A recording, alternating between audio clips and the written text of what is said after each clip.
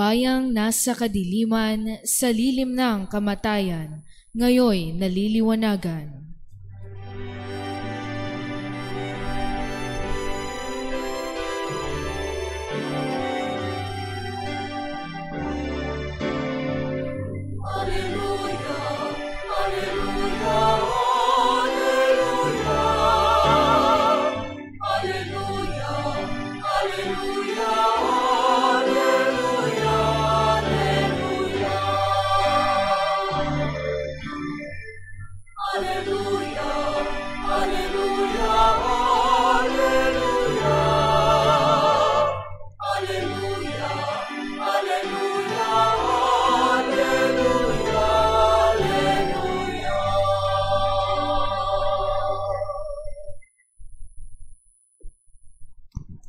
Sumainyo ang Panginoon. At sumaiyo rin. Ang mabuting balita ng Panginoon ayon kay San Marcos. Papuri sa iyo, Panginoon.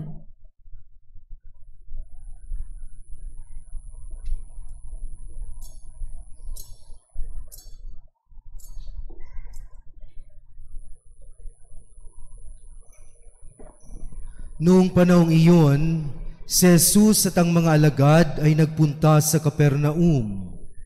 Nang sumunod na araw ng pamamahinga, ay pumasok si Jesus sa sinagoga at nagturo.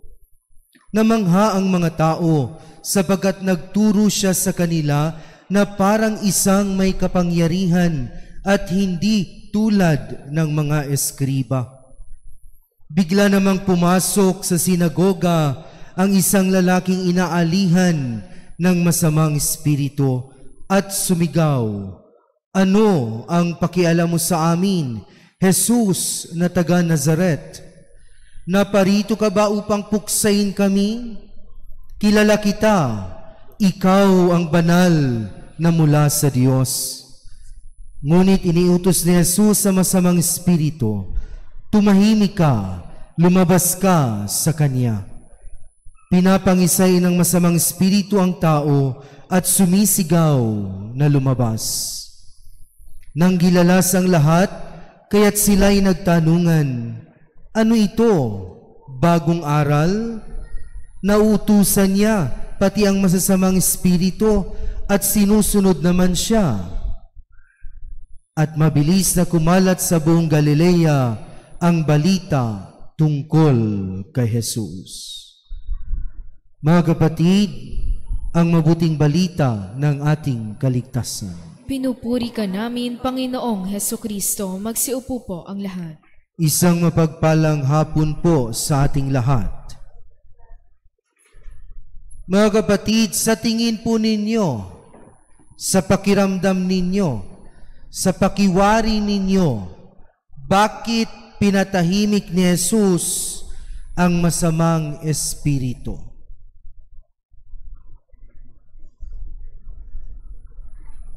Bakit po? Lectors.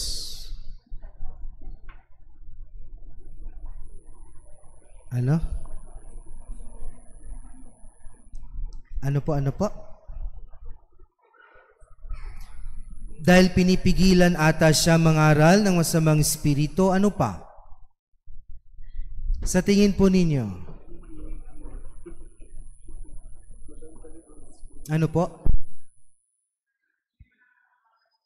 Dahil nakakaabala siya sa pangangaral ni Jesus ng salita ng Diyos, ano pa?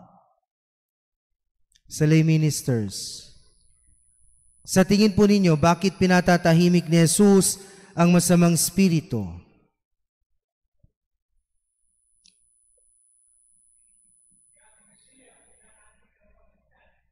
Ano po?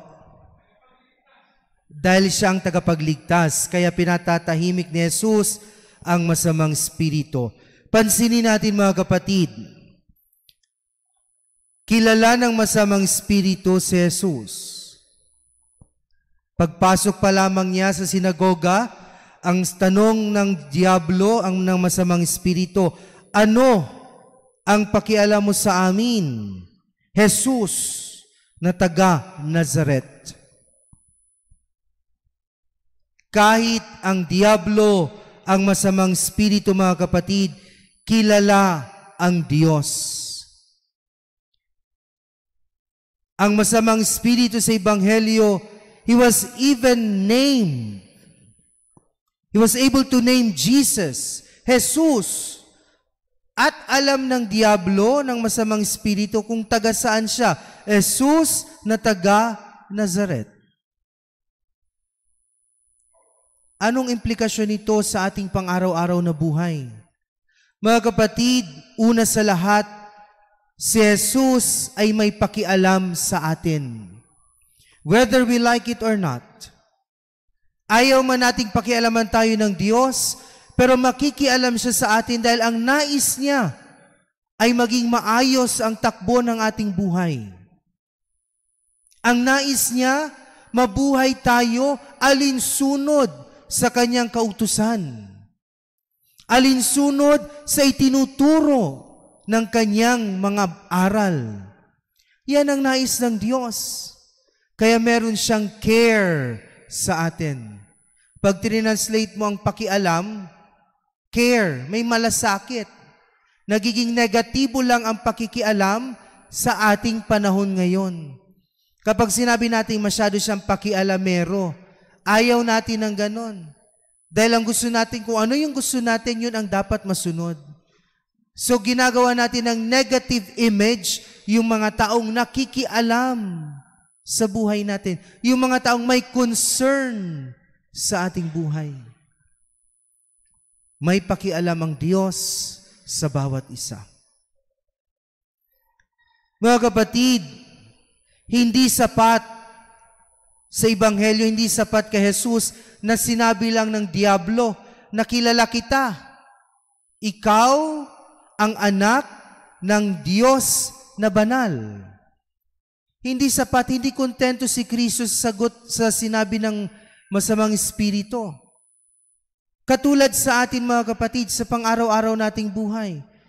Linggo-linggo nagsisimba tayo.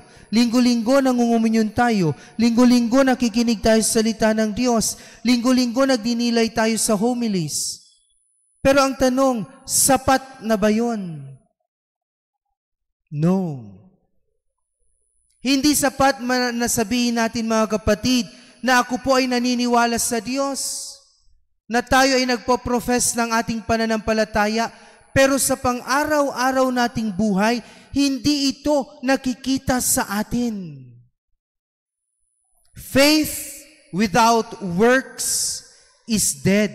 Kahit buong araw ka, buong linggo ka magsimba, ubusin mo ang schedule ng misa dito sa katedral ng Kabanatuan. Kung paglabas mo sa simbahang ito, ay hindi mo isinabuhay ang iyong napakinggang salita ng Diyos, hindi mo ibinahagi si Jesus sa Eucharistia sa iba, baliwala ang ating pinaggagawa sa buhay. Because faith without works is dead. Tatandaan natin, kapag sinabi nating, Lord, I love you, hindi lang ito dapat manatiling salita, kundi nakikita natin ito, ipinapakita natin sa Diyos yung sinabi nating, Lord, I love you. Love is not just a word. Kinakailangan bigyang laman ang pag-ibig, ang pagmamahal na sinasabi mo sa iyong buhay. Katulad ni Jesus, ang salita, ang verbo ay nagkatawang tao. Mga kapatid, ngayong linggo, ginugunitan natin ang National Bible Sunday. Tanong, sino po sa inyo ang may mga Biblia sa inyong mga tahanan? Pakitaas po ang kamay. May mga Biblia. Taas po ang kamay. Huwag po kayong mahiya. Okay. Maraming salamat po. Ang sunod kong tanong, saan po nakalagay ang inyong mga Bibles? Sa altar. Sa taas. Saan pa? Sa cabinet. Luray-luray na po ba ang pages ng Bible ninyo? Yes or no? Yes or no? Wala nang sumasagot. Ha? Luray-luray na ba ang pahina ng inyong mga Biblia? Hindi, Father. Kung paano po siya binili, ganun pa rin po siya hanggang ngayon. Ang Biblia ng Katoliko, amoy angkalpor. Ang Biblia ng mga kapatid nating iba ang pananampalataya, sinasabi nila na iba ang amoy pawis. Bakit? Kasi laging sukbit sa kilikili. At hindi sila nahihiya na i-share ang mabuting balita, i-share ang salita ng Diyos. Pero bakit tayong mga Katoliko, nahihiya tayong pag-usapan, nahihiya tayong magkwentuhan tungkol sa salita ng Diyos? Sige nga po, tanong ulit. Kayo pong mga nagsisimba, pag alis po ninyo dito sa katedral, ilan po sa inyo ang habang pauwi, habang kakain sa labas, habang magbabanding, ang pinag-uusapan ay ang salita ng Diyos sa inyong narinig? Meron po ba? Uy. Yes or no? Meron ba sa inyo nasasabihin ni Papa, Daddy ninyo, Oy Mama, mga anak, alam nyo, ang ganda pala nung gospel natin. Anong natutunan ninyo? Meron ba kayong reflection, realization? Meron ba kayong kagyat unawa, insight? Walang magaganon. Baka sabihin pa sa iyo ng anak mo, si Daddy KJ. Bakit tayo nahihiya na ibahagi? Bakit tayo nahihiya na pag-usapan ang salita ng Diyos? Ang salita, ang word na Bible ay ang acronym niyan, mga kapatid. Basic Instruction Before Leaving Earth. Pakiulit nga po, sabay-sabay, 1, 2,